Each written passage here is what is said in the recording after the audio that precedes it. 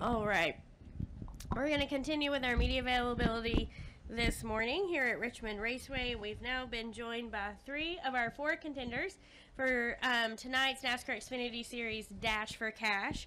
We're joined by Justin Allgaier, driver of the number 7 Hellman's Rural Ketchup Chevrolet, Spencer Gallagher, driver of the number 23 Allegiance Chevrolet, and Elliott Sadler, driver of the number 1 Chevrolet Camaro Chevrolet. And I will give all 3 of you, I should say, the same question, but just talk a little bit about the Dash for Cash bonus, and if you will race tonight's race any different knowing that there's $100,000 on the line.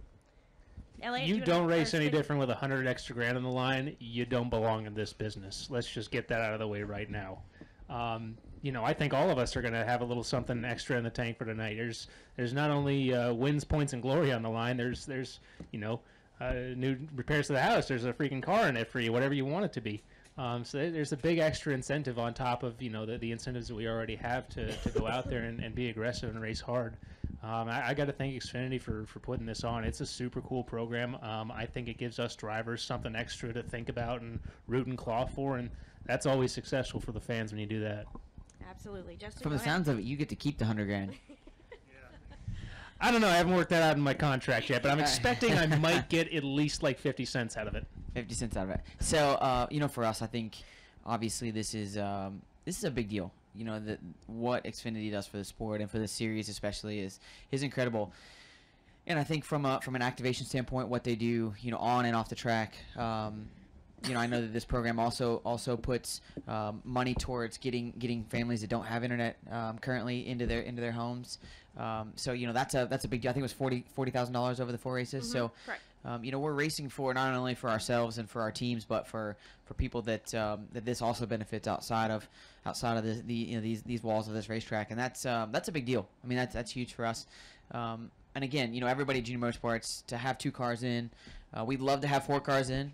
But to have 2 cars in and to be able to have a shot at going for it tonight, that's big. And Richmond's fun. I mean, of all the places that you could go to have Dash for Cash, Bristol and here, obviously 2 of the most fun racetracks we go to on the schedule. So I'm looking forward to it. And obviously, as Spencer said, the ultimate goal is to go to victory lane. And we've got a really, really fast Hellman's Real Ketchup Chevrolet. So I'm excited about tonight. I like to point out this is my 3rd week in a row in the media center, so I feel like I've had a really good couple of weeks. We're racing here at home. I mean, this is my home track, and it's very special to be here. And then to also add the Dash for Cash on top of that means a lot to me and my family. So it's not like we needed much more motivation to try to come here and do well and win the race. But thanks to Xfinity for putting that on, and we're very fortunate to be one of the 4 cars that are eligible for it tonight. And we're gonna go out there and try to make it happen. One thing about this racetrack, you never know what's going to happen to the end, the way cautions fall and sets of tires and stuff like that. It could be a pretty wild race. So as long as we stay up near the front and keep track position, anything can happen. And it's always fun racing for extra $100,000. I think you and I have had those cautions at the end of the race here the last few times we've been here. And it hasn't benefited us yet. Neither one of us, yeah. So. All right, we'll go ahead and open for questions if you have one. Please raise your hand, state your name and affiliation. We'll start up front with Jeff and then head to the back. Go ahead, Jeff. Jeff Gluck from jeffgluck.com for Elliott. How has the racing here changed over the years? Like, do you drive this track the same way as you did when you first came here? Yeah, that's a good question, Jeff. I was just talking about it with Ward Burden a little while ago because he's here because Jeb's racing, and telling me how much this track has changed in the last 7 or 8 years. It's way different now. The tires are different. The Goodyear brings. The asphalt is really worn out here. The car changes a lot during a run on long runs here. The track is really widened out a lot here the last couple of years. It used to be everybody right around the bottom. Then we see a lot of guys making time through the middle and right up against the wall, especially in 3 and 4. So the groove has really changed. And I don't know, I think that has a little bit to do with the surface, and I think it has a little bit to do with the Goodyear tire that's changed here over the last half decade or so. So the racing has definitely changed, and the characteristics of your car definitely has changed a lot from what it was, 10 years ago here. One thing to add to that today, like I saw Noah Gragson run in the middle in practice, and there was quite a few other cars that were running the middle, and not just like, hey, run a lap up there to see what it does. Running a lot of laps up there, and I would say 5 years ago, nobody would have ever even thought about venturing up past maybe a lane and a half off the bottom, and he was out there actually making laps. So I think that's exciting from a driver standpoint. When you can see somebody already getting up there and you're an hour into practice, that's pretty cool. And he had the fastest 10 lap average. I didn't know that, but yeah, there you go. All right, we'll go to the back, and then we'll come back up front. Go ahead. Mark Davis, NBC 12 here in Richmond. Elliott, welcome home. Kind of a track cosmetic question for you. I mean, it's your first time back since they've really started this renovation. I just wanted to get your thoughts on that. I mean, it sounds like the garages, when everything's complete, are going to have a lot of room for you guys, and kind of a welcome change, I would imagine. Yeah, I told everybody this week on all the local media stuff that we're very fortunate here in Virginia to have a track here this close to home, and to have somebody like Dennis Bickmeyer, and we're putting in $30 million into the inside of this track for all of kind of in-your-face racing action for the fans and accessibility. So I told all my guys at home, man, to make sure to keep your season tickets, come up here, check it out, and there's a lot of different things you can do to get closer to your favorite drivers and teams and cars. So I'm just proud that it's this close to our home in Virginia that we're making this happen at. So kudos to them.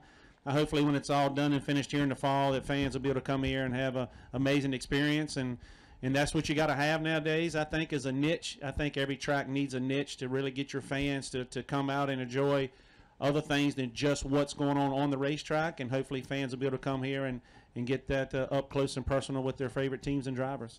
Any of that benefit you from a performance standard driver-wise when everything's complete? You get in there or not really? No, not really. I think it's more for the fans. And until they mess with the track itself, I don't think that's going to change what we do on track as far as how fast or slow you're going to be. But as far as fan accessibility, which hopefully will be a good experience for adults and kids, to me that's the main part of the money that they're spending and the improvements that they're making, and hopefully the fans will like it. Okay, we'll come up front. I believe both Bob and Matt had a question, and then Chris as well. Bob Hycross, ESPN. I wanted to follow up on that with you, Elliott, because you're into the business side and sponsor engagement. How important are things like what they're doing to the infield to that? Bob, I think we're at a point in time in NASCAR right now where we got to feel like we're giving every customer or every fan that comes more bang for their buck, right? TV does it with different things they have to do with big screens and surround sound and all the things you can have in the luxury of home. Well, we got to start doing that at the racetrack too. So I think if we can give more fans a bang for their buck when they come to the racetrack, whether that's interaction with their favorite teams or drivers, or bars or restaurants, or on top of the roof sitting and stuff, access. Like I love the turn 4 inside of Bristol where the people can sit right up there and almost see the whole track. Like little stuff like that, niches that each track can create and have for their fans, to me, is something a direction we definitely need to go in. All right, Matt, and then Chris. Matt Weaver, AutoWeek.com. A question for Elliott, just because I followed you last night on Twitter because I couldn't get the thing on TV, so you did really good last night. I appreciate that. Because of your veteran experience, I got a question for you looking towards the All-Star Race, Charlotte Motor Speedway. The place has evolved a lot for both Cup and Xfinity. So between the tire thing we did last year, the Xfinity package from Indianapolis this year, the question is, do you think there's something fundamentally wrong with intermediate style racing, and if so, what sort of things would you like to see change to bring it to whatever direction you want? I don't know if I'd use the word wrong. I just think we're so aero dependent now. Everything on our race car, it used to be 80% mechanical, 20% aero. Now it's 80% aero, 20% mechanical. And what that means is this: if I'm racing Justin at Richmond 15 years ago, if we got into the side of each other, it wasn't really going to affect the way my car was going to run, okay? Because it was all mechanical. Now if I get in the side of Justin and knock my right rear quarter in, I'm going to be slow. So I've got to know that as a driver. I got to understand how close I can get to another guy. And all that is magnified at our 1.5-mile tracks. I do think, my personal opinion, because everybody has one, the downforce rules that they're using at the All-Star race, which we used in Indy last year, is going to create a heck of a race. Now, the drivers might not like it because we're all going to be on top of each other. I was very skeptical of it going to Indy.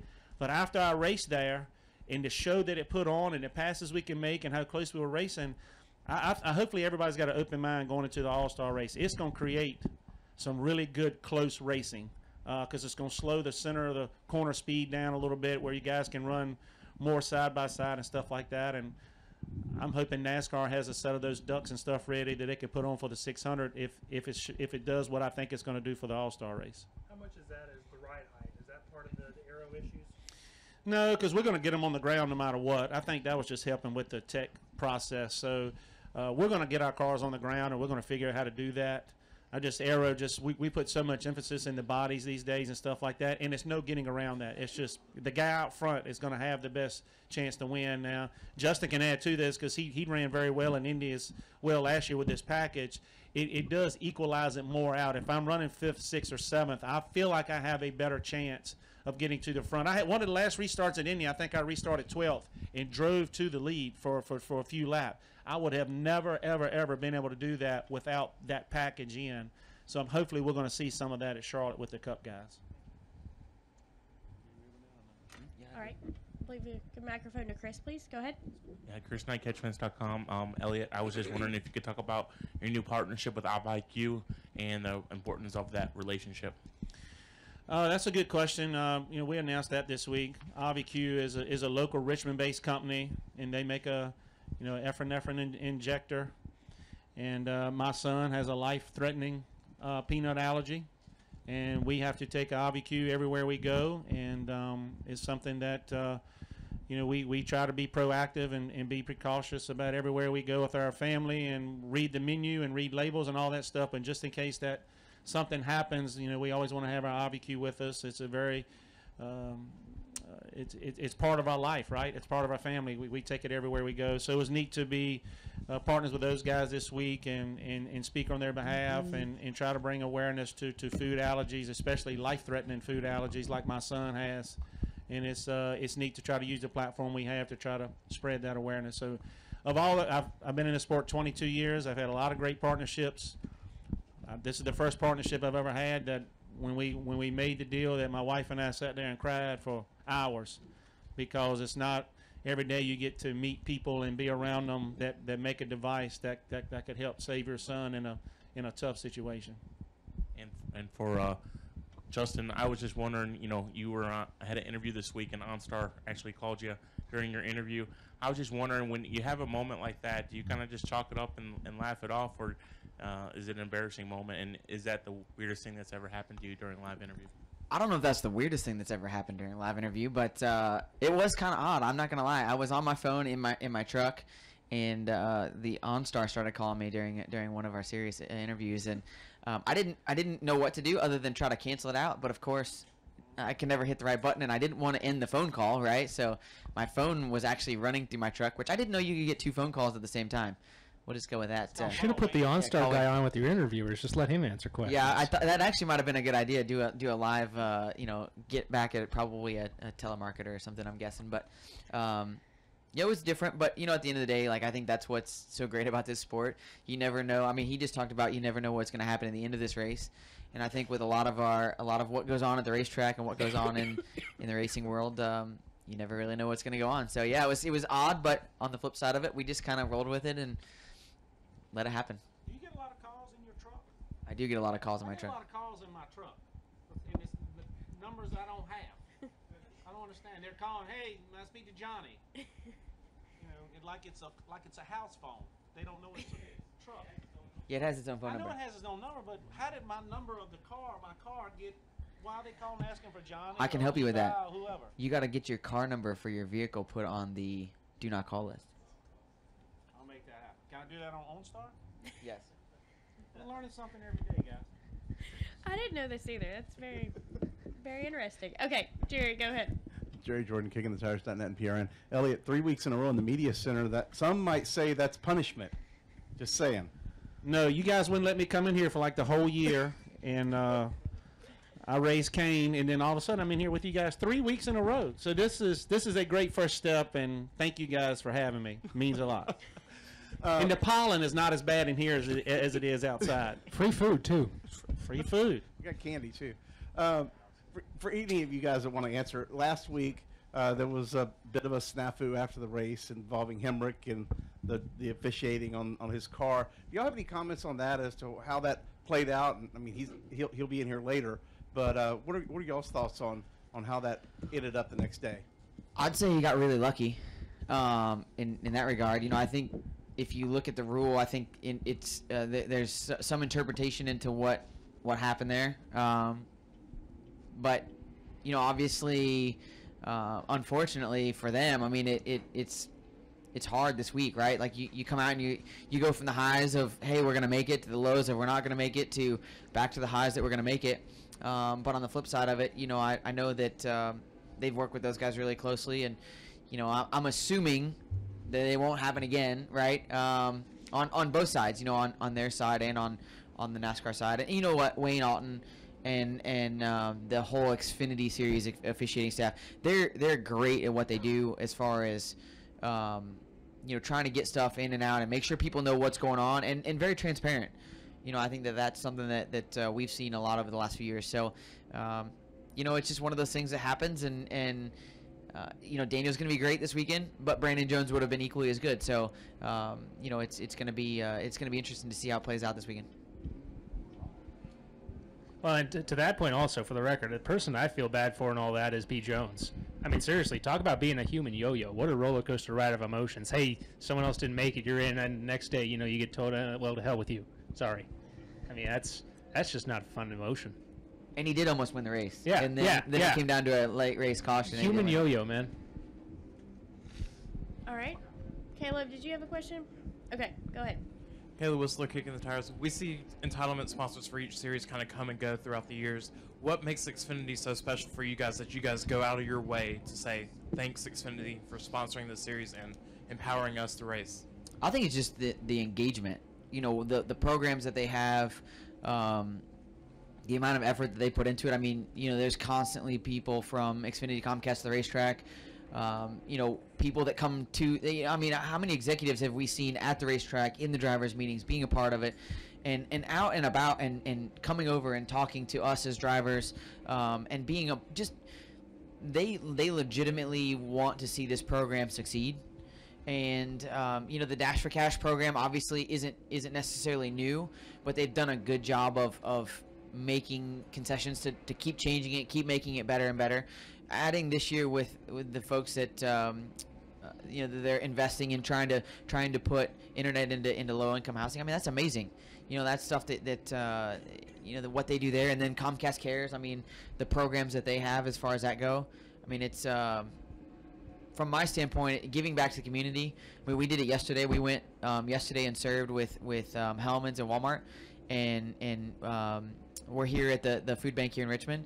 And I think giving back to the community is super important, and we love to be a part of that. And that's something that Xfinity's doing, on top of it. So I mean, it's a good reason why we are appreciative of what they're doing. This isn't really a question, but more like an encouragement. Elliott, when you get those calls and they say, may I speak to Johnny? Just say, this is Johnny, and just kind of play along. I do that. You could probably make a YouTube channel. I've done that a few times. They They ask me a question I don't know, and I ask to buy a vial, and then they hang up. All right. Any final questions? Okay, we'll come up front to Jeff. Just because, Spencer, you brought it up earlier about what you'd buy with $100,000. You mentioned a few different things. What would you buy? I don't know. We just got into a little house on the lake, so I've kind of been eyeing a jet ski. I think that'd be nice, have something to get around on, little motorcycle of the sea. The other 950,000, I wouldn't know where to start with that. I guess that's a little much for a jet ski, isn't it? 50,000, that's a little high. But do the math, subtract it off wherever. I don't know. I'd have to contemplate that. Maybe a couple little renovations on the place. I don't know, but I'm sure I'd find a good use for it somewhere or another. I'm still cracked up with the motorcycle of the sea. I've never heard that before. You like that? I do like that. All right. Thank you guys for coming in today. We wish you the best Thanks, of luck gang. this weekend.